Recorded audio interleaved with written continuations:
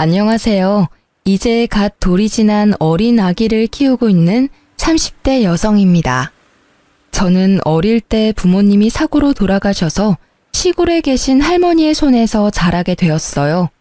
그래도 할머니가 저를 금이야 오기야 키워주셔서 부모님의 그늘 없이 자존감 높은 사람으로 성장할 수 있었고, 그 덕인지 좋은 회사에 취직해서 돈도 또래보다 조금 더 많이 벌 수 있었습니다.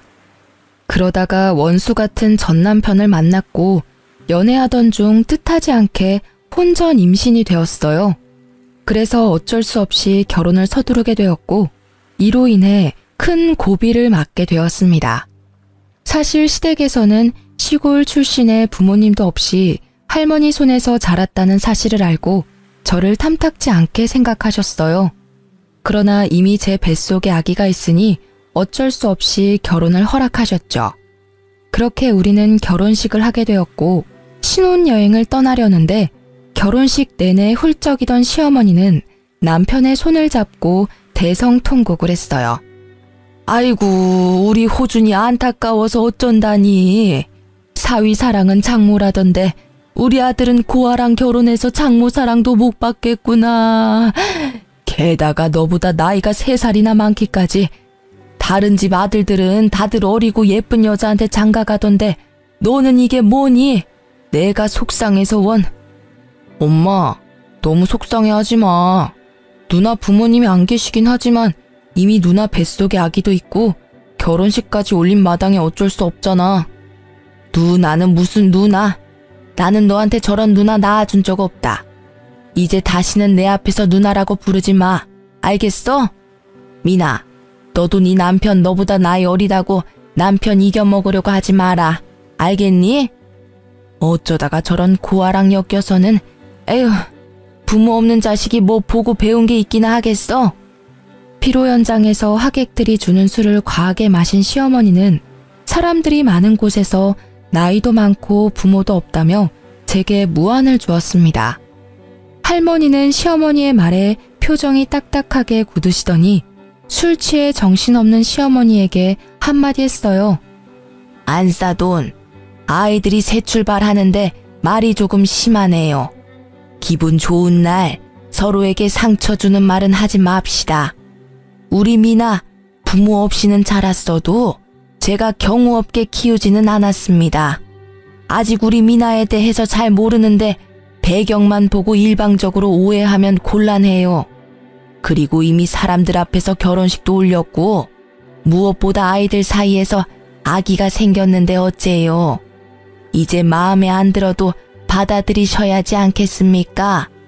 우리 미나 잘할 테니 오해하지 말고 잘 봐주세요. 솔직히 말해서 미나가 임신만 안 했어도 저희 결혼 안 시켰어요. 우리 귀한 아들 호준이가 나이도 많고 부모 없는 사람이랑 결혼한다는 게 말이 됩니까? 쟤는 왜 임신이 되어서 우리 아들 인생을 망치는지. 시어머니는 눈에 눈물이 그렁그렁해서는 계속 상처되는 말을 했습니다. 할머니 역시 시어머니의 말에 참지 못하고 화를 내려던 찰나 시아버지가 할머니께 허리를 숙이며 정중히 사과했어요. 사돈 어르신, 안사람이 오늘 과음해서 말 실수하네요. 죄송합니다. 사실 너무 갑작스러운 결혼이라 제대로 준비하지 못하기도 했고 유일한 아들 자식이라 많이 속상한가 봅니다. 저희도 미나가 딸이라고 생각하고 예쁘게 보도록 노력할게요. 호준이랑 미나는 비행기 시간 늦겠다. 여기 걱정은 말고 어서 출발하거라. 아버지, 그럼 엄마 좀 잘 부탁드려요. 엄마, 나 다녀올게. 울지 말고 속상해하지 마요. 아휴, 나도 같이 눈물이 나려고 하네. 큰 싸움은 벌어지지 않았지만 할머니의 표정은 여전히 좋지 않으셨습니다. 저 역시 기분이 너무 좋지 않고 화가 많이 났어요. 사실 더 화가 나는 건 남편의 반응이었습니다. 만약 할머니가 사람들 앞에서 남편에게 상처되는 말을 했다면 저는 그런 말 하지 말라고 강경하게 말씀드렸을 거예요. 그런데 남편은 그러기는커녕 시어머니와 같이 눈물을 글썽이더라고요. 그 모습을 보니 남편이 뭔가 앞으로 저와 시어머니 중간에서 제대로 된 남편 역할을 못할 것만 같은 불길한 예감이 들었어요. 그리고 그 불길한 예감은 현실이 되었습니다. 신혼집은 시댁 근처의 오피스텔이었어요.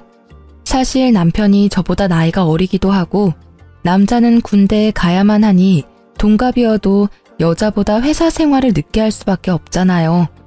그래서 남편이 모아둔 돈이 없더라고요. 게다가 시댁이 넉넉한 형편도 아니어서 어쩔 수 없이 할머니가 오피스텔을 하나 얻어주셨습니다. 저는 할머니가 혼자 시골에서 사셔서 할머니 집과 가까운 외곽 쪽으로 집을 구하고 싶었지만 할머니는 생각이 다르셨어요. 여자는 좋든 싫든 결혼했으면 시댁 사람으로 살아야 한다며 일부러 시댁과 가까이 집을 얻어주셨죠. 사실 시어머니가 절 싫어하는 게 분명해서 시댁과 가까이 사는 건 너무 부담스러웠어요. 하지만 우려와는 달리 회사 생활을 하고 주말에도 가끔 출근해서 시어머니와 마주칠 일이 명절이나 제사와 같은 특별한 날 빼고는 거의 없었어요. 저에게 전화하라고 강요하지도 않았고요. 그래서 생각보다는 편한 신혼생활을 보낼 수 있었습니다. 그러다가 출산일이 임박해서 출산 휴가를 받고 집에서 쉬며 아기를 맞이할 준비를 하고 있었어요. 그러던 어느 날 남편은 출근하고 집에 혼자 있는데 시어머니한테 전화가 왔습니다. 너는 어쩜 집에서 쉬고 있으면서 나한테 점심 같이 먹자는 소리 한 번이 없냐? 연락도 먼저 하는 법이 없고. 솔직히 그동안은 너가 회사 다니느라 바쁜 것 같아서 그냥 있었는데 정말 너무 무심한 거 아니냐? 죄송해요. 사실 그동안 회사에 다니느라 출산 준비를 못해서 집에 있지만 바빴네요. 앞으로는 전화도 자주 드리고 할게요. 다른 집 며느리들은 시어미가 이런 이야기 하기 전에 전화도 자주 하고 같이 뭐 먹으러 가자, 어디 구경 가자고도 하면서 딸처럼 잘 지낸다던데. 어쩜 너는 그렇게 애가 무뚝뚝하고 애교도 없니? 네가 나이가 많아서 그런가? 그건 그렇고 너 아기 출산하고 나서 산후조리 어떻게 할 거니? 출산하고 나서는 산후조리원에 들어가서 몸조리 해야죠. 이미 예약도 했어요. 돈 아깝게 산후조리원은 무슨. 옛날에는 애 낳고도 바로 밭일하고 집안일 했다. 산후조리가 솔직히 뭐가 필요해? 그냥 힘 몇 번 주면 애가 쑥 나오는데. 하여튼 요새 애들은 다들 약해 빠졌다니까. 게다가 거기가 좀 비싸냐? 뭐 하는 것도 없이 일주일에 최소 100만 원은 하던데. 괜히 그런데 들어가서 우리 아들 돈 허투루 쓰지 말고 출산하면 그냥 바로 집으로 와라. 내가 해주마. 어머니가 제 산후조리를요? 아무리 그래도 어떻게 어머니의 산후조리를 받아요. 전 그렇게 못해요. 그리고 조리원 예약할 때 남편 돈이 아닌 제 돈으로 했어요. 그러니까 돈 걱정은 하지 마세요. 정말 너 돈으로만 계산했어? 우리 호준이 돈 한 푼도 안 들어간 거 맞지? 난 우리 아들이 힘들게 번 돈 쓸데없는 곳에 나가는 거 원하지 않아. 이게 다 낭비야. 차라리 그 돈으로 아기한테 좋은 거 하나 더 입히고 먹여야지. 하지만 어머니, 아기 잘 돌보려면 산후조리도 필요해요. 엄마 몸이 빨리 회복되어야 아기도 잘 돌보죠. 아, 글쎄 옛날에는 그딴 거 없이도 다들 아기 셋넷 잘 낳고 했다니까. 요즘 젊은 것들은 아기 꼴랑 하나 낳았다고 아주 공주 대접 받으려고 한다니까. 넌 그러면 내가 가만 안 둘 테니까 그런 줄 알아. 시어머니는 본인이 하고 싶은 말만 하시고는 전화를 끊어버리셨습니다. 시어머니가 왜 이렇게까지 화를 내는지 이해하지 못했어요. 남편 돈으로 산후조리원을 예약한 것도 아니고 제가 번 돈으로 하겠다는데 뭐가 문제입니까? 그냥 괜히 그러시는 것으로 생각하고 저는 아기를 만날 준비에 들떠 있었어요. 그렇게 일주일 정도가 지났을까요? 집에 있는데 엄청난 진통이 오기 시작했고 자연분만으로 아기를 낳으려다가 실패하고 응급수술로 아기를 낳게 되었습니다. 이때도 시어머니는 나이가 많아서 수술하게 되었다는 등의 독설을 하셨고 남편은 저와 시어머니 사이에서 이러지도 저러지도 못하고 바보같이 있었어요. 어쨌든 힘들게 태어난 아들은 별 문제 없이 건강했고 예정대로 제 돈으로 예약한 산후조리원에 2주일 동안 있게 되었습니다. 2주일 후 산후조리원에서 나와 신혼집에 갔는데 시어머니가 계셨어요. 저는 시어머니가 손주를 보고 싶은 마음에 오셨다고 생각했습니다. 그런데 아무리 시간이 흘러도 시어머니는 집으로 가시지 않아서 너무 불편했어요. 어머니, 그런데 집에는 언제 가실 거예요? 이제 곧 저녁 시간도 되어 가는데 아버님 식사 준비도 하셔야 하는 거 아니에요? 어머, 얘 봐라. 방에 있는 집 못 봤니? 나 오늘 집에 안 갈 거야. 여기서 한 달 정도는 머무를 거다. 네? 그게 무슨 말씀이세요? 저는 전혀 못 들었는데요. 너가 육아하느라 정신없다는 핑계로 우리 아들 굶길까봐 당분간 여기서 우리 아들 밥 챙겨줄 거다. 그리고 우리 아들은 매운 음식 좋아하는데 나 없으면 모유 수유하는 너 눈치 보여서 매운 음식도 못 먹을 거 아니야. 너는 네 자식 밥 주듯이 나도 내 자식 밥 챙겨줘야 하지 않겠니? 시어머니의 말씀에 너무 기가 막혔습니다. 그런데 더 기가 막힌 것은 이어지는 남편의 말이었습니다. 맞아. 나는 미역국도 싫어하고 밍밍한 음식은 더 못 먹어. 솔직히 여보랑 같이 산후조리원에 있으면서 거기 음식 간이 하나도 안 돼서 정말 뭐 먹은 것 같지도 않았다고. 그래서 내가 엄마한테 부탁한 거야. 그래도 되지? 뭐? 솔직히 우리 집이 넓은 것도 아니고 방 하나 거실 하나 있는데 어떻게 어머니랑 같이 있어. 게다가 신생아도 있는데. 그리고 전 그렇게 매운 음식이 먹고 싶으면 마트에서 밀키트 같은 거 사다가 먹으면 되잖아. 여보, 밀키트도 하루 이틀이지 어떻게 매일 사 먹냐? 당분간은 여보가 내 음식도 못 해줄 텐데. 그리고 우리 엄마가 괜히 여기 있겠다고 하시는 거겠어? 여기에 있으면서 내 음식만 챙기겠냐고. 당연히 여보 음식도 챙겨주실 거고 틈틈이 준석이도 봐주시겠지. 안 그래요, 엄마? 당연하지. 내가 있어서 너도 더 편할걸? 나중에 나 가고 나서 힘들다고 징징대지 말고 그냥 고맙습니다 하려무나. 어머니, 그럼 당장 오늘 밤에는 어디서 주무실 거예요? 나는 허리가 안 좋아서 무조건 침대에서 자야 해. 그리고 우리 아들도 내일 출근해야 해서 푹 자야 하니 당연히 방에서 자야 하고. 너는 새벽에 준석이 수유하고 기저귀도 갈아줘야 하니까 거실에서 자면 되겠다. 그치? 네? 거실에서요? 어떻게 신생아랑 갓 출산한 산모한테 거실에서 자라는 말을 하세요. 당연히 이 집에서는 손님인 어머니가 거실에서 주무셔야 하는 거 아닌가요? 그리고 남편도 준석이 아빠니까 당연히 새벽에 같이 아기 봐야죠.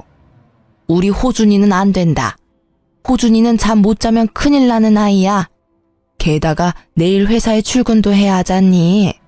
너는 어차피 내일 집에서 쉬니까 너 혼자 새벽에 준석이 보렴. 시어머니는 가면 갈수록 도무지 이해하지 못할 말만 했습니다. 이 와중에 남편은 아무 말도 하지 않고 조용히 시어머니의 말에 고개를 끄덕이고 있었고 그런 모습을 보니 너무 화가 났어요. 야, 이호준, 너 내 남편 아니야? 우리 준석이 아빠 아니냐고. 넌 어머니의 말씀이 이해가 가? 이제 갓 태어난 신생아와 산모는 거실 바닥에서 자고 아빠인 너는 어머니랑 큰 방에서 자라는 이 말이 맞다고 생각해? 솔직히 우리 엄마 말이 틀릴 건 또 뭐야. 너는 내일도 집에 있지만 나는 회사에 가서 일해야 해서 푹 잠을 자야 해.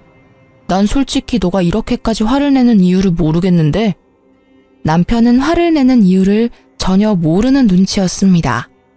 정말 말을 하면 할수록 저만 나쁘고 이상하고 예민한 사람이 되는 것 같았죠. 됐다 됐어. 더럽고 치사해서 내가 나가고 말지. 난 솔직히 네가 우리 호준이보다 나이가 많으니까 생각도 깊을 줄 알았어.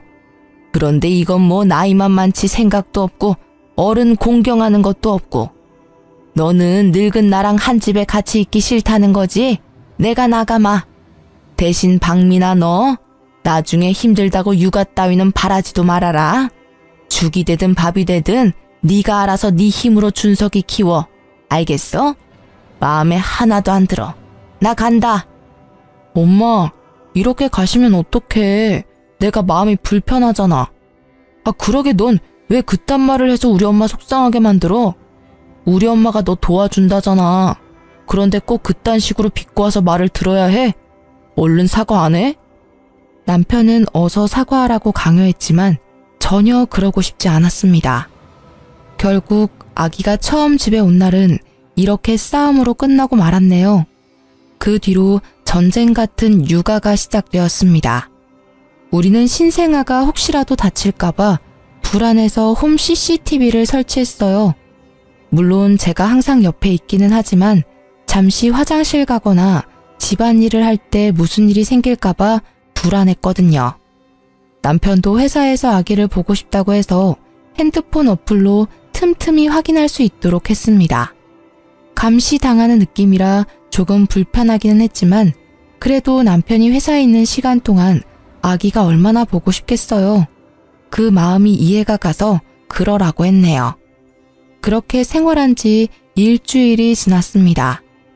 그날은 날씨가 갑자기 더워져서 아기 얼굴에 빨갛게 태열이 올라왔더라고요.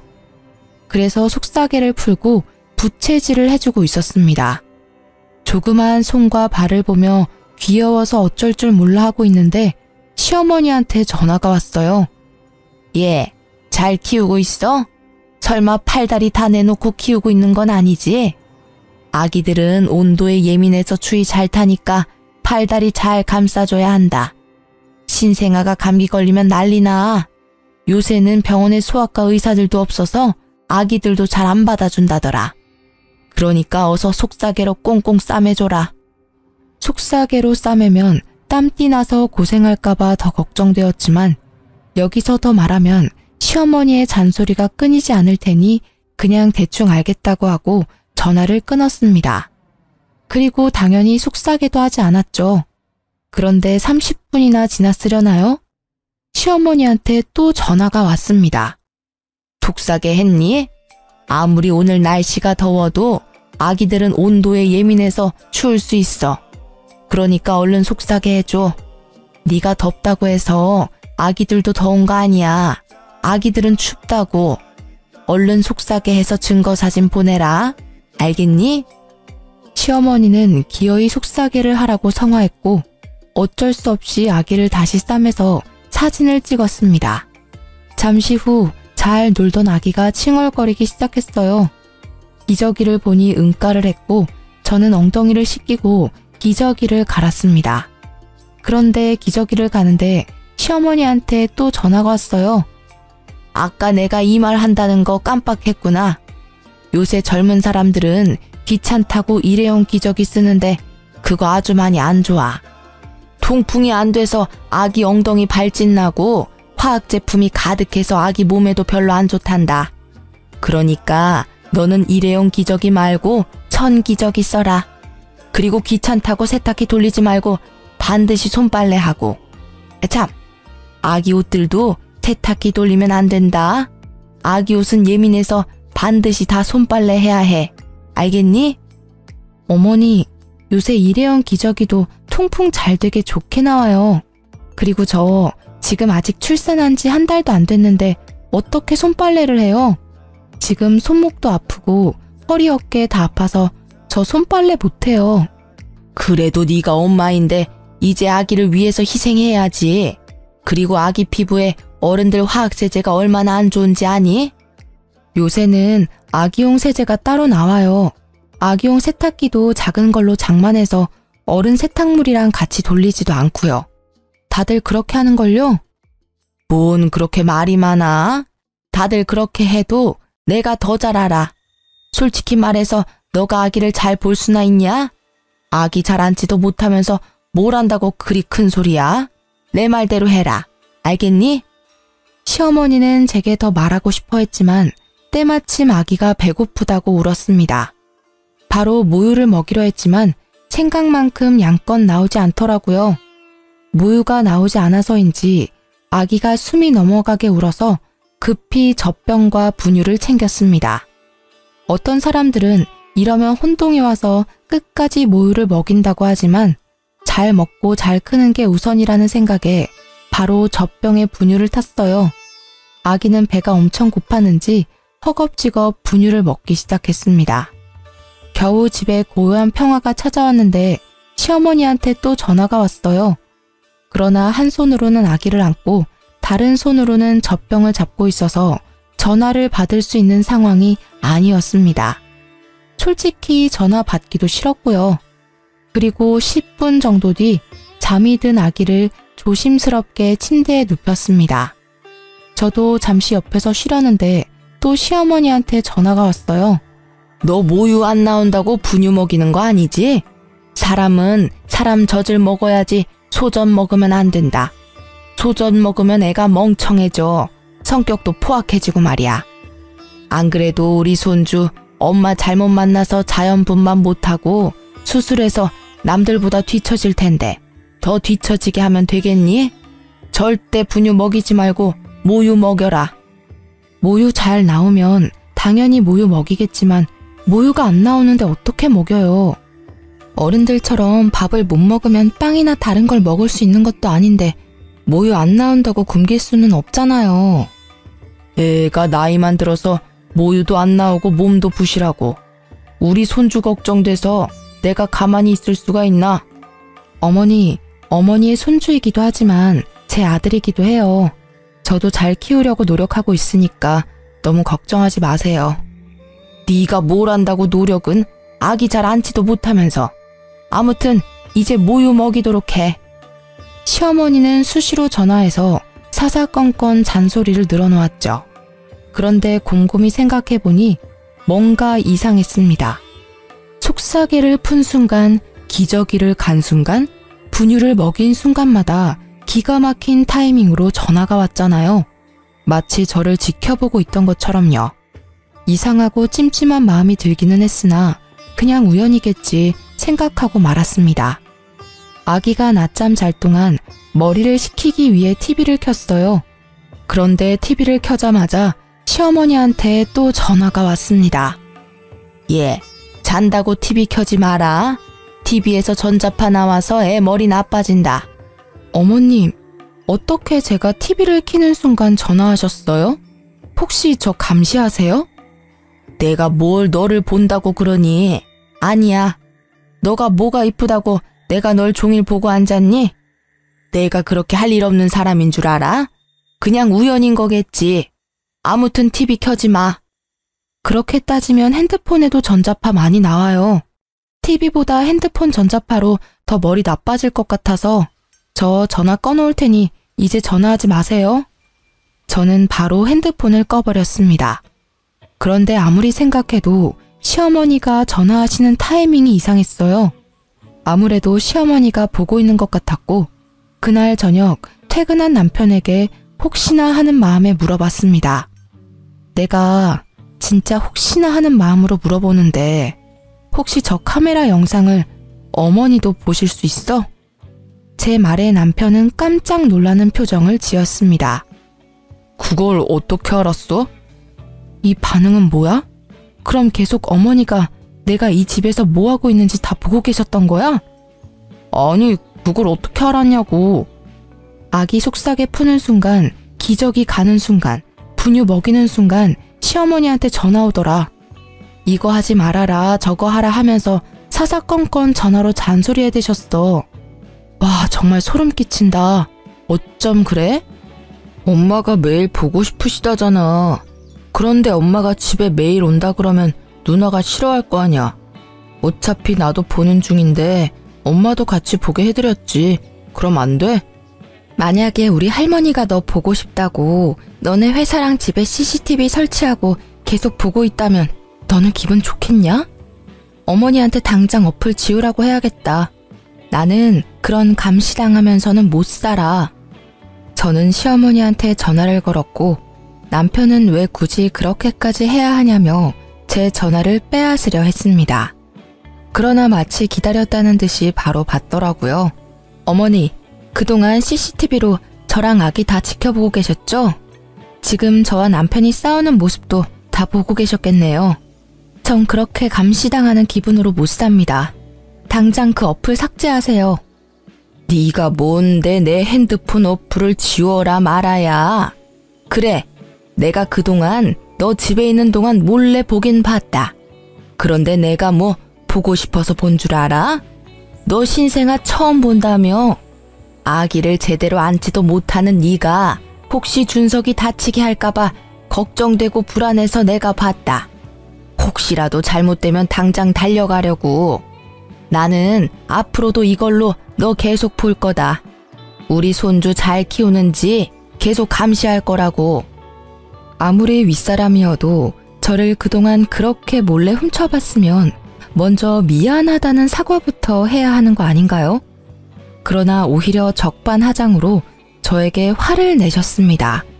저 역시 가만히 있을 수 없었죠. 어머니, 이렇게 몰래 훔쳐보는 것도 불법이에요. 만약에 저희 할머니가 남편 보고 싶다고 이 집에 몰래 CCTV 설치해서 보면 어머니 기분 좋으시겠어요?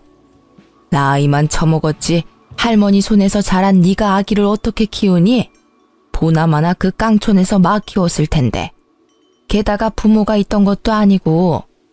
이렇게 나이 많은 어른한테 말을 막 하는 거 보면 심성도 고약한데 네가 손주한테 무슨 해코지를 할지 어떻게 알아? 난 너 못 믿는다. 네가 부모 있는 집에서 바르게 잘 자랐으면 나도 이렇게 시간 낭비해가며 오지랖 안 부려. 아무리 그래도 전 매 순간을 감시당하며 살 수는 없겠네요. 어플 삭제 안 하시면 저 이 집에서 못 삽니다. 뭐 그럼 네가 이혼이라도 하겠다는 거냐? 그럼요. 못할 것도 없죠. 계속 이런 식으로 나오시면 저 이혼하겠습니다. 그리 아세요. 전화 끊습니다. 남편은 이 타이밍에도 제가 화난 이유를 전혀 알지 못했습니다. 우리 엄마가 혹시라도 준석이가 아프거나 하면 바로 달려와서 너 도와주려고 그러는 건데 너무하는 거 아니야? 어쩜 이렇게 우리 엄마의 마음을 몰라? 네 생각만 해? 너같이 시어머니를 우습게 하는 사람은 아마 세상 천지에 없을 거다. 참나. 그럼 나도 할머니한테 CCTV 보게 해도 되는 거지? 우리 할머니도 준석이 보고 싶으실 텐데 그렇게 하자. 아주 그냥 우리 이 집에서 밥 먹고 자고 쉬는 매 순간 다 할머니며 시댁에 다 공유하자. 그럼 됐냐? 어? 서로를 이해하지 못하며 계속 싸웠고 언성은 점점 높아져만 갔어요. 한창 싸우고 있는데 시어머니가 또 전화했습니다. 그만 싸워. 그래, 내가 네 뜻대로 어플 지웠다. 그러니까 우리 아들 그만 잡으라고. 제가 어떻게 믿어요? 솔직히 지웠다고 말하고 안 지우면 되는 것 아닌가요? 지금이라도 가서 내가 어플 삭제한 거 보여주랴? 지금 가? 아니요. 어머니께서 지우셨다니 뭐 믿어야죠. 만약이라도 저 몰래 계속 보고 계시면 저 준석이 데리고 바로 이혼하겠습니다. 일단 어플을 삭제시켰지만 그 뒤로도 시어머니와 남편에 대한 불신과 미움이 가득 남아 있었습니다. 하지만 시아버지와는 사이가 좋았어요. 시아버지는 항상 제게 아들을 낳아줘서 고맙다고 표현해 주시는 유일한 분이세요. 사실 시아버지는 상가에서 경비 일을 하고 계셨지만 벌이가 좋은 편은 아니었어요. 두 분이 사치스러운 생활을 하시지 않았지만 요새 같은 고물가 시대에 경비 일로는 먹고 살기가 쉽지 않더라고요. 그래서 결혼 후 시댁에 100만 원씩 용돈을 보내드리기로 했었습니다. 처음에는 크게 무리되지 않았으나 아기가 태어나니 의외로 돈 나갈 곳이 많았어요. 게다가 출산 휴가로 제 월급이 사라져서 남편 월급만으로 생활하기가 빠듯했습니다. 그래서 한 푼이라도 아끼고자 시댁에 용돈 주는 걸 줄이자고 말했어요. 여보, 우리 시댁에 용돈 줄여야 할 것 같아. 휴직 중이기는 하지만 지금 내 월급이 많이 줄어서 생활비가 반으로 줄었고 준석이 앞으로 나가는 돈도 많아서 매달 100만 원은 너무 무리야. 아, 뭐? 어떻게 그런 소리를 해? 야, 원래 자식은 결혼하면 부모님한테 효도해야 하는 거야. 너무한 거 아니야? 남편은 불같이 화를 내더군요. 용돈을 아예 없애겠다는 것도 아니고 형편에 맞게 줄이자는 게 이렇게까지 화를 낼 일인가 싶었습니다. 내가 언제 용돈 안 드리겠대? 그냥 줄이자고. 아니, 그러면 아예 우리 할머니한테도 똑같이 100만 원 보내. 솔직히 그동안 시댁은 형편 어려워서 매번 용돈 보냈는데 우리 할머니한테는 한 번도 용돈 보낸 적 없잖아. 뭐라는 거야? 할머니는 농사로 계속 돈을 버시고 계시잖아. 그리고 시골에서 혼자 사시고 직접 농사 지으시는 데다가 집도 할머니 집이라서 월세나 관리비도 안 들 텐데 돈 들어갈 곳이 어딨어? 반대로 우리 집은 아버지만 일하시니 얼마나 힘들겠냐? 넌 우리 집은 생각 안 하냐? 사실 시댁은 시아버지만 일하시고 시어머니는 평생을 전업주부로 사셨습니다. 시어머니가 몸이 특별히 불편하거나 하신 것은 아니고 그냥 집에서 쉬는 걸 좋아하세요. 그런다고 집안일을 엄청 잘하시는 것도 아니고요. 그냥 배짱이 같은 성격을 가지신 분입니다. 그렇게 힘드시면 이제 어머니도 마트 같은 곳에서 아르바이트라도 하셔야 하는 거 아니야? 어머니가 어디 많이 아프신 것도 아니고 건강하시잖아. 오히려 적당히 일하면 사람이 더 활력이 넘치고 건강에 더 좋을 수도 있다고. 뭐? 내가 너랑 말을 말아야지 진짜. 아휴. 남편은 집 밖으로 나가버렸고 저는 이해가 가지 않았어요.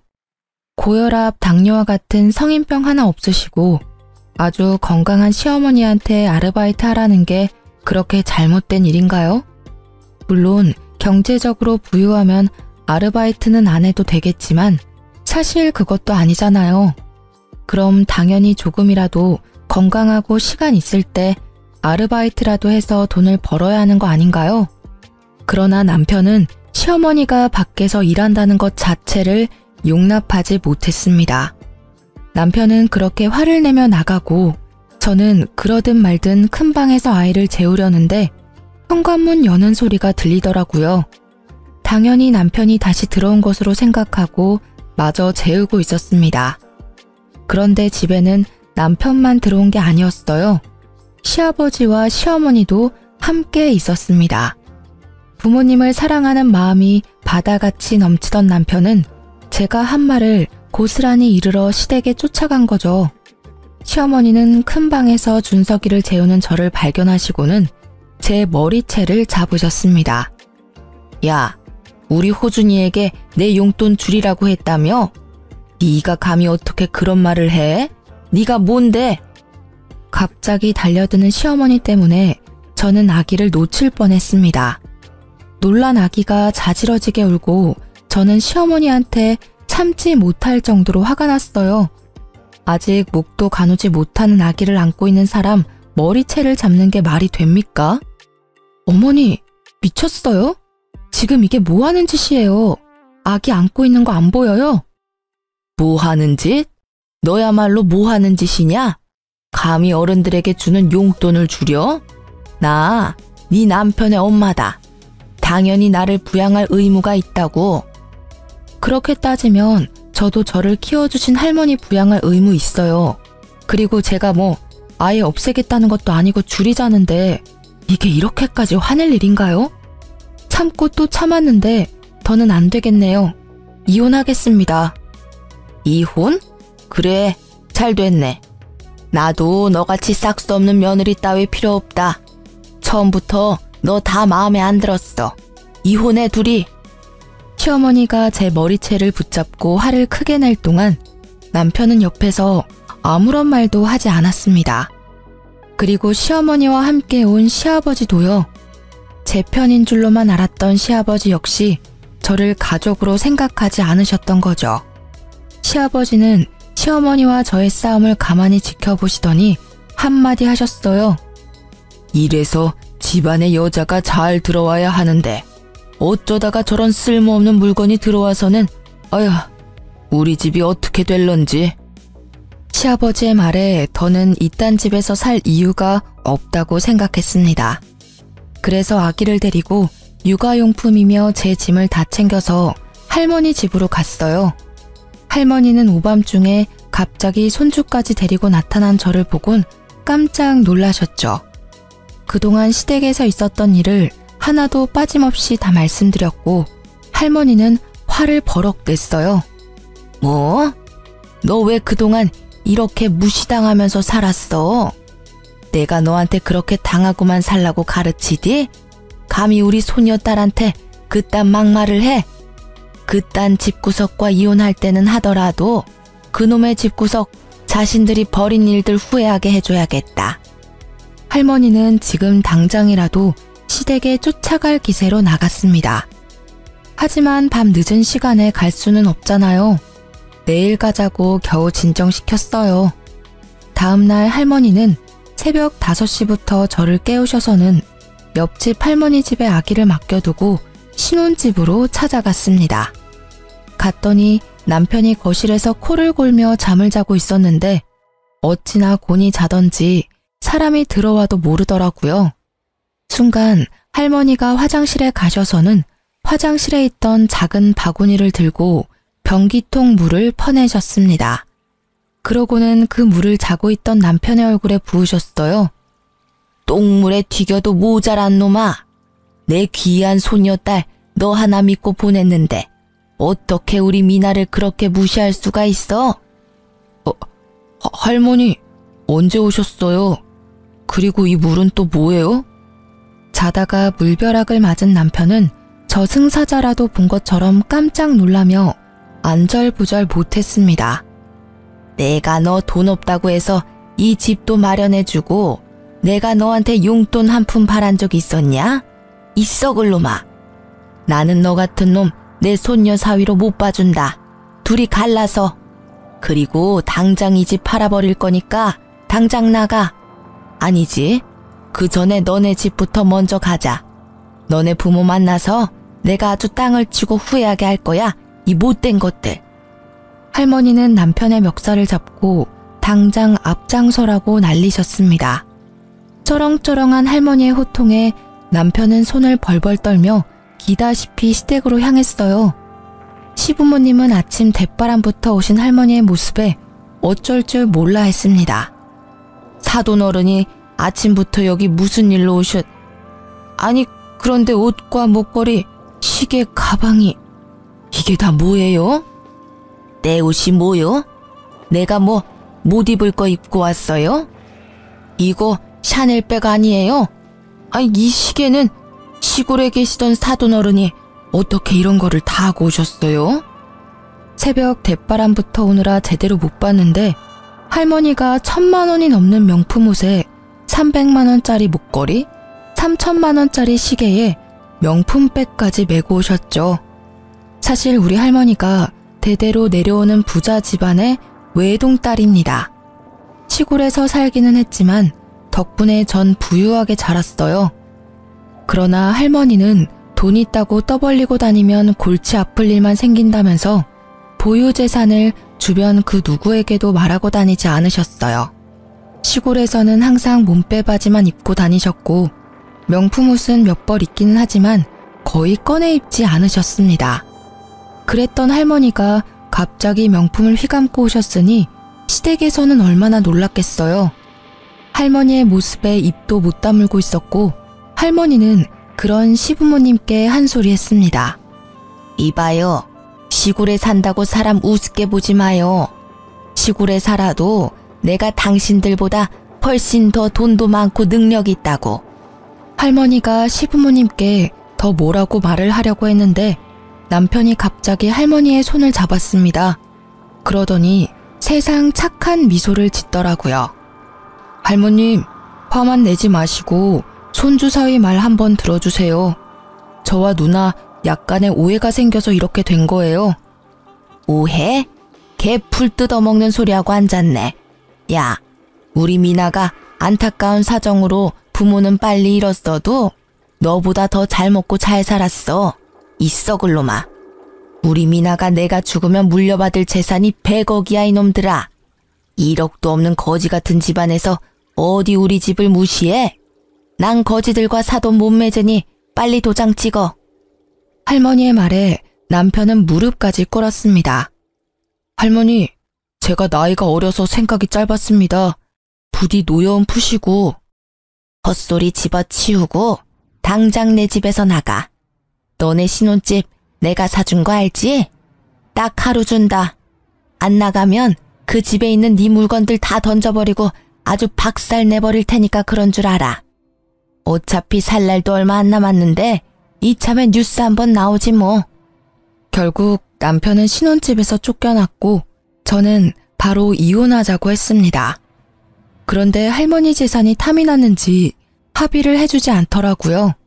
그러나 남편 놈과는 하루도 같이 붙어 있을 자신이 없는 저는 일단 아이를 데리고 할머니 집으로 들어갔습니다.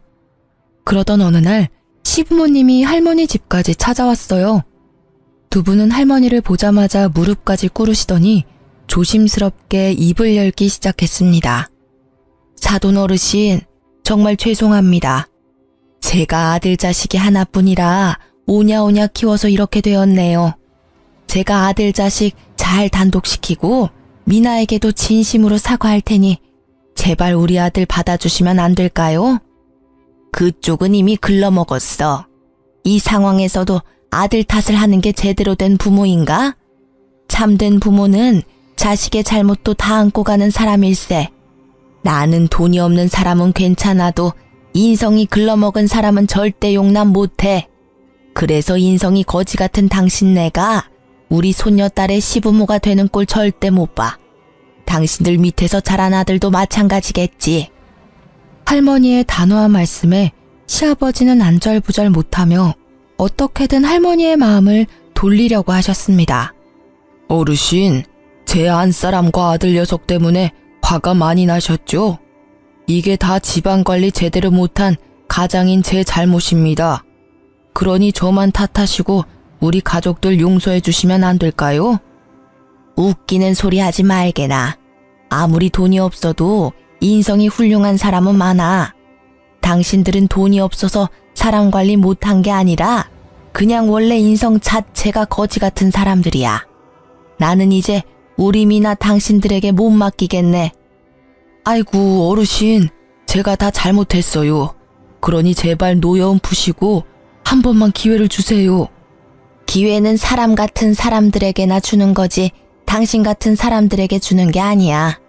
나는 이제 당신네들과 더는 할 말 없으니 나가. 지금 안 나가면 경찰 부를 거요. 할머니의 으름장에도 시부모님은 나갈 기색이 없다가 할머니가 정말 핸드폰을 들어 112를 누르는 걸 보여주자 그제야 나갔습니다. 이후로 할머니는 오피스텔을 팔아버렸어요. 그리고 저는 돌도 지나지 않은 어린 아들을 키우는 이혼녀가 되어버렸죠. 아들에게 온전한 가정을 주지 못한 게 안타깝기는 하지만 제 선택에 후회는 없습니다. 아마 앞으로도 제 인생에 결혼이라는 선택지는 없는 것 같네요. 하지만 아빠의 빈자리가 느껴지지 않도록 최선을 다해 키우겠습니다. 저희 할머니가 저에게 그랬던 것처럼요. 우리 아들이 배가 고픈지 칭얼대기 시작하네요. 전 이제 이야기를 마무리 지어야 할 것 같습니다. 지금까지 저의 이야기 들어주셔서 감사합니다.